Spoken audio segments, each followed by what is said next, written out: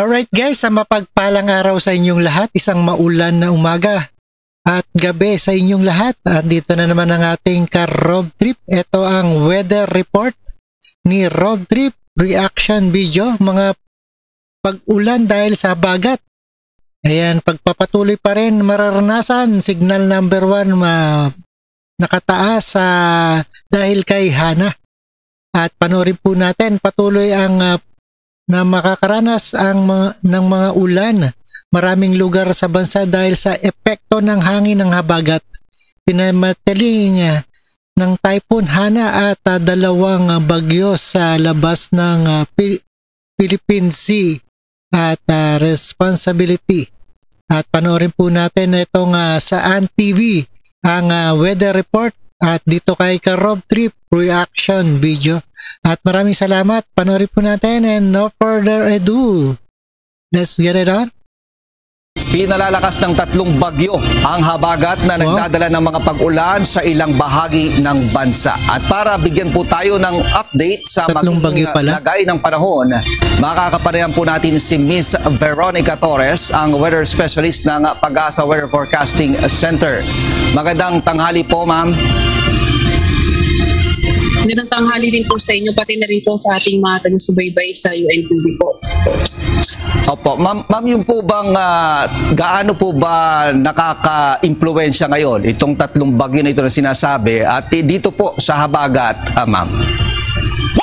Opo, sa kasalukuyan na po yung mga bagyo na nasa loob ng Philippine Area of Responsibility, pati yung mga ibang bagyo sa labas ay nakaka-enhance sila ng habagat. Kaya yung mga parts, lalo na sa may western section ng bansa natin, naasahan nga natin na may mga malalakas na pag-ulan. So may ibang areas na posible yung 50 to 100 millimeters of rain. May iba naman na nasa 100 to 200 millimeters of rain. Opo, ma'am, yung po bang, ano po bang mga lugar ang naapektuhan ngayon at nagkakaranas ng mga pag-ulan particularly? Opo, particularly yung pinag-uusapan natin is yung bagyo, yung mga nasa Batanes area for tomorrow, 50 to 100 millimeters of rain posible. Yung mga area naman na with regard sa may southwest monsoon, mostly dito sa may bandang Ilocos region, pati na rin sa may Abra, sa may Benguet, pati na rin yung ibang areas dito sa Metro Manila, meron din sa may Bulacan, sa may Pampanga, sa ilang parts, malaking bahagi rin ng Mimaropa affected ng mga pag-ulan dahil po sa southwest monsoon. Mga hanggang kailan po kaya natin mararanasan itong maulang panahon sa mga nabanggit po ninyong lugar, ma'am?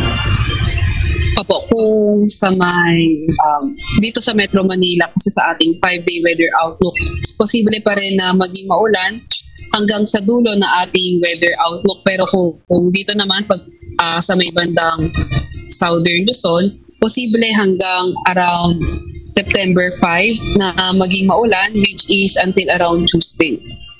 Ito po bang si Hana, ma'am, ay may na-expect tayo na ito'y magla-landfall o kailan din po ito lalabas ng Philippine Area of Responsibility? So, sa lukuyan naman ay mababa yung chance ng landfall na nakikita natin. Then, posibleng lumabas ito na ating Philippine Area of Responsibility possibly around mga Monday. Ilang bagyo po ba ang in-expect natin na papasok or mabubuo po sa PAR ngayong buwan po ng Setyembre? Ngayong around September, possible, titingnan natin kung abot tayo ng around 2 or 3. Alright, maraming salamat po, Ma'am Veronica Torres. We appreciate.